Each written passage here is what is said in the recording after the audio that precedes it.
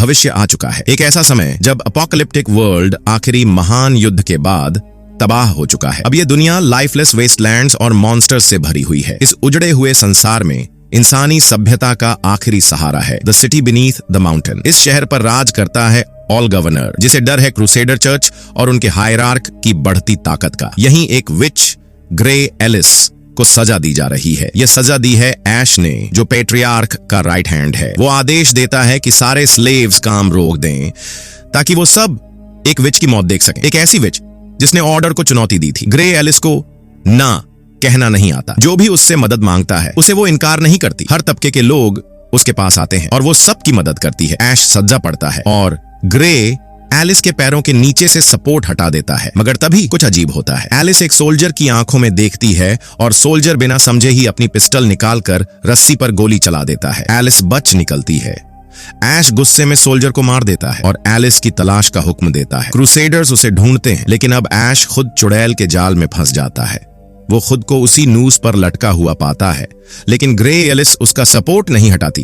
वो बस चुपचाप वहां से चली जाती है। ऐश चीखता रह जाता है और खुद को बचाने की कोशिश करता है। ये सब देखकर वहां मौजूद गुलाम उसे एक नया नाम देते हैं, the which who defies the news, और तालियां बजाते हैं। शहर के दूसरे कोने में एक लोन हंटर है, उसका नाम है बॉयस। कुछ थग्स ने उस पर हमला किया है, लेकिन उसका साथ देता है उसका 2 सिर वाला स्नेक। बॉयस स्नेक को गैंग लीडर की गर्दन पर छोड़ता है। वो उसे जकड़ लेता है और इसी दौरान बॉयस भाग निकलता है। शाम को ग्रे एलिस अपने घर लौटती है। दरवाजे पर वो एक ब्लाइंड औरत के लिए आल्म्स छोड़ती है, एक औरत जिसने कभी उससे कुछ नहीं मांगा। औरत हैरान होती है। वो कहती है, तुम्हारी आवाज तो वैसी ही है जैसी मेरी जवानी में थी, जबकि तुम्हें अब बूढ़ा होना चाहिए। एलिस जवाब देती है, हाँ मैं बहुत पुरानी हो चुकी हूँ। रात को 2 मेहमान आते हैं, द क्वीन और उसका बॉडीगार्ड जेरिस। जेरिस को इस मुलाकात से आपत्ति है, लेकिन क्वीन जानती है ग्रे एलिस कभी किसी को मना नहीं करती। क्वीन कहती है, मैं ट्रांसफॉर्मेशन इनटू अ बीस्ट खरीदना चाहती हूँ। एलिस चेतावनी देती है, डिजायर की कोई रिवर्सल नहीं होती। अगर एक बार ये शक्ति मिल गई तो तुम कभी अपनी पुरानी सेल्फ में वापस नहीं लौट सकोगी। क्वीन कहती है, मेरी इच्छा अडिग है, मैं पीछे नहीं हटूंगी। एलिस वादा करती है, मैं एक हंटर ढूंढूंगी जो मुझे वेयरवुल्फ की मांद तक ले जाए। मैं फुल मून से पहले वो शक्ति लेकर लौटूंगी। क्वीन के जाते ही जेरिस अकेले लौटता है। वो ग्रे एलिस को कुछ रेयर फैमिली एयरलूम वॉचेस देता है और कहता है, कृपया क्वीन की इच्छा पूरी मत करना। एलिस उसे वादा करती है, तुम्हें भी वो मिलेगा जो तुम चाहते हो। और दोनों के जाते ही ग्रे एलिस अचानक जमीन पर गिर पड़ती है। ग्रे एलिस एक ट्रांस में चली जाती है और उसे एक विजन आता है। वो देखती है कि एक वेयरवुल्फ उन लोगों को चीर रहा है जो उसकी खाल लेने के लिए उसकी मांद में पहुंचे थे। उसी समय यंग क्वीन अपने बीमार पति द एजिंग ऑल गवर्नर के बारे में नफरत से बात करती है। अब वो चल फिर नहीं सकता और खुद की देखभाल भी नहीं कर पाता। क्वीन अपने प्रेमी द हंटर बॉयस के पास जाती है। एक रात साथ बिताने के बाद बॉयस उसके कमरे से निकलता है, लेकिन सीढ़ियों में उसे 2 क्रूसेडर्स मिलते हैं। एक तेज लड़ाई में वो दोनों को हरा देता है और फिर एक बार की ओर बढ़ता है। वहीं उसे ग्रे एलिस मिलती है। वो कहती है, मुझे लॉस्ट लैंड्स तक एक गाइड चाहिए। बॉयस मना कर देता है, कहता है, मैं तो बस ताश खेलने आया था। एलिस उसके सामने बैठ जाती है और उसे ताश में हरा देती है, अपनी विष दांव पर लगाकर। अब बॉयस के पास कोई चारा नहीं बचता।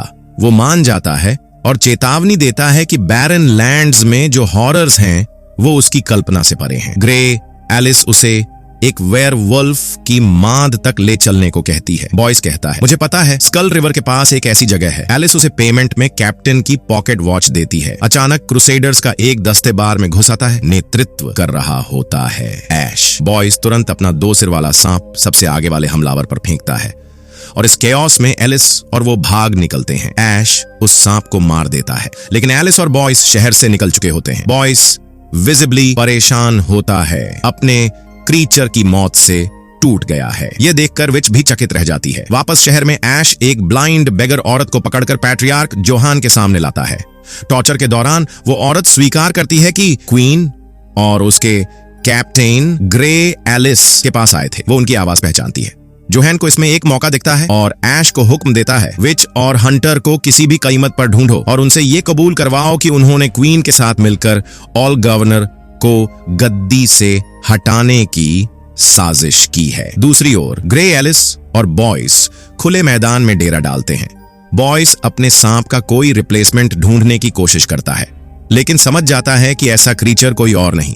विच उसकी पिस्टल ठीक करती है और आराम करने लगती है, मगर रात में वो बॉयस को पकड़ लेती है, जो चुपके से उसके गले पर नाइफ लेकर पहुंच चुका होता है। बॉयस कहता है एक स्मार्ट गाइड हमेशा क्लाइंट को मार देता है और पेमेंट लेकर भाग जाता है। फिर वो उसे दिखाता है एक स्कॉर्पियन जिसे उसने मार डाला और उसे यकीन दिलाता है कि उसने उसकी जान बचाई। अगले दिन वो एक ट्रेडिंग आउटपोस्ट पर रुकते हैं, जहां बॉयस के पुराने दोस्त रॉस और उसकी बहन मारा रहते हैं। ग्रे एलिस तुरंत समझ जाती है कि बॉयस और मारा के बीच कुछ इतिहास है।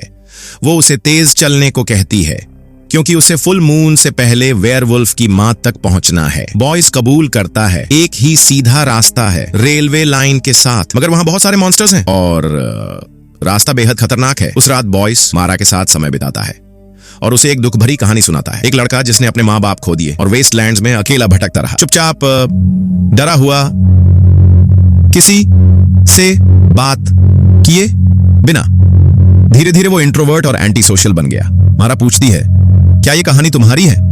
बॉयस बस मुस्कुरा देता है। सुबह वो दोनों अपने दोस्तों से विदा लेते हैं और आगे बढ़ते हैं। सिर्फ लॉस्ट लैंड्स उनका इंतजार कर रही हैं। ग्रे एलिस और बॉयस रेलवे ट्रैक्स के साथ आगे बढ़ते हैं। उन्हें पता नहीं होता कि उसी रास्ते पर ऐश और उसकी स्क्वाड एक आर्मर्ड ट्रेन में उनका पीछा कर रही है। उसी दिन क्वीन को क्रूसेडर्स की रवानगी की खबर मिलती है और वो यान से कहती है कि उन्हें तुरंत राजधानी वापस बुलाया जाए, क्योंकि कैपिटल अस्थिर है और सुरक्षा चाहिए। लेकिन यान जवाब देता है, अगर तुमने ज्यादा जोर दिया तो मैं तुम्हारा अफेयर ऑल गवर्नर के सामने उजागर कर दूंगा। अगर ये सच निकला तो एक बड़ा विद्रोह छिड़ सकता है।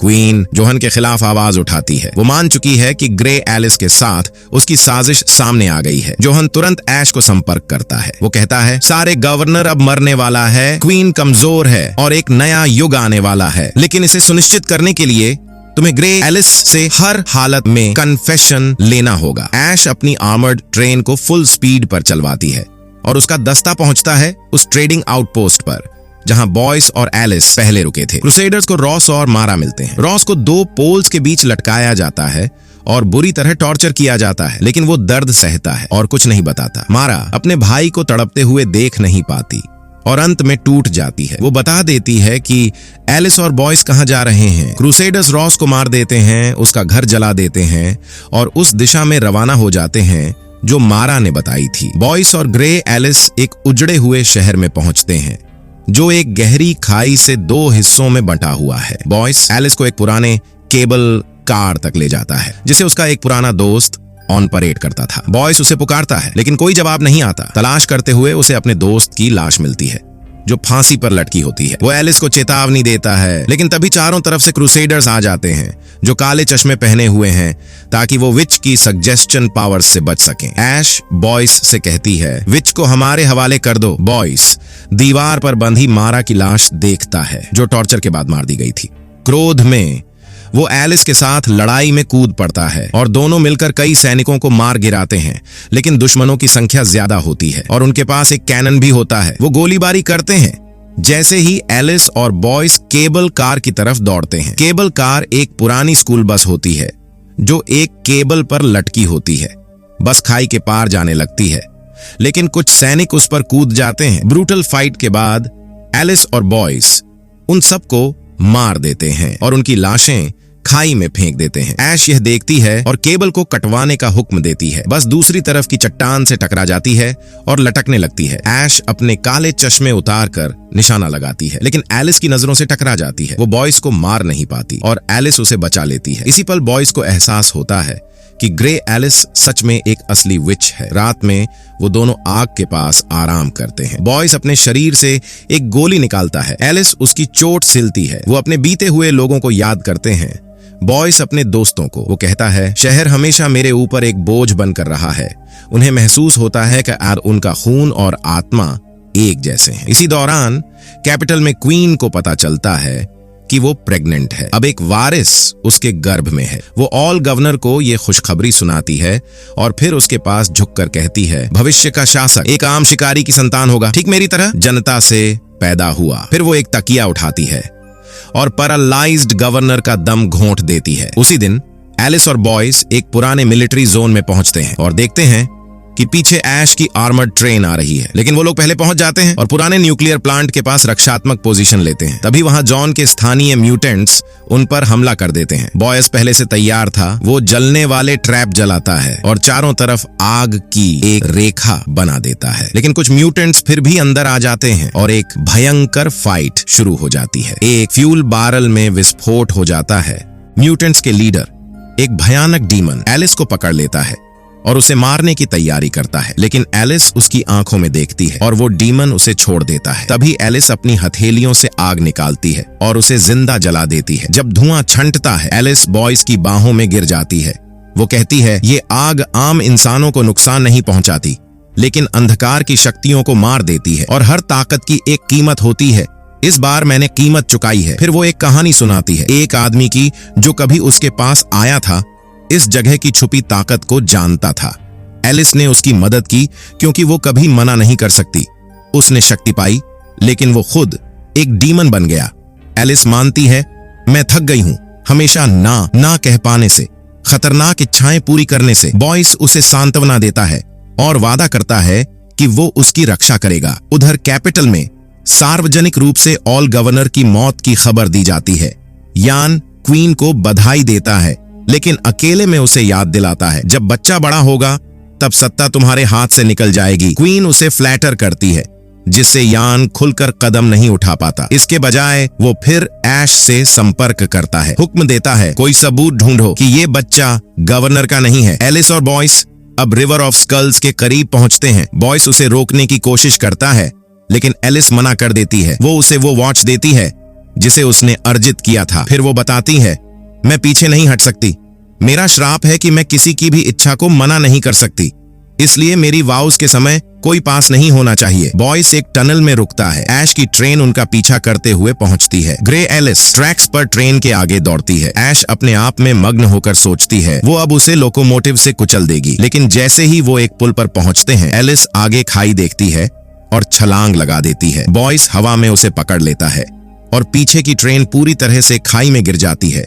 सारे क्रूसेडर्स को साथ ले जाती है। सिटी में इस खबर को सुनते ही यन तख्ता पलट की कोशिश करता है, लेकिन कैप्टन उसके दोनों गार्ड्स को मार देता है और यान को भी खत्म कर देता है। एलिस और बॉयस अंत में रिवर ऑफ स्कल्स तक पहुंचते हैं और वेयरवुल्फ के लेयर की ओर बढ़ते हैं। एलिस वहां की हड्डियों की संख्या देखकर दहशत में आ जाती है, इतनी ज्यादा कि गिनती से बाहर है। बॉयस फिर से उसे रोकने की कोशिश करता है, कहता है, मैं अकेला ही उस बीस्ट से लड़ लूंगा, लेकिन एलिस मना कर देती है और सिल्वर क्लॉज पहनकर लड़ाई की तैयारी करती है। बॉयस उसे चेतावनी देता है, बहुत से लोग सिल्वर के साथ आए थे और सब मारे गए। वो उसे फिर से रोकता है, लेकिन एलिस कहती है, मेरे पास कोई विकल्प नहीं है। बारिश शुरू होती है, पूरा चांद आसमान पर उगता है और फिर खुलासा होता है कि जिस वेयरवुल्फ को वो खोज रही थी वो बॉयस ही है। बॉयस ट्रांसफॉर्म होने लगता है और एलिस पर हमला करता है। एलिस एक रेवन में बदल जाती है और हवा से वार करके उसे गिरा देती है। जब बॉयस फिर से इंसान बनता है, वो स्वीकार करता है, काश मेरे पास तुम्हारी तरह गिफ्ट होता, चीजें पहले से जानने का। एलिस उसका दर्द कम करने की कोशिश करती है। तब पता चलता है उसे शुरू से पता था कि वो ही है वो बीस्ट। जब उसने उसकी चोट पर पट्टी की थी तो उस घाव में सिल्वर डाल दिया था, जो अब उसके खून में घुलकर उसे कमजोर कर रहा था। एलिस उसे मारने के लिए तैयार होती है, लेकिन बॉयस चिल्लाता है, मेरी आखिरी इच्छा है कि मैं हमेशा तुम्हारे साथ रहूं। एलिस हाँ कहती है, लेकिन उसके सीने में ब्लेड घुसेड़ देती है। सुबह होती है। ग्रे एलिस एक कब्र के पास बैठी होती है, सूरज की पहली रोशनी में। वो उस कब्र पर कैप्टन की वॉच रखती है और फिर अकेली सवारी करके दूर निकल जाती है।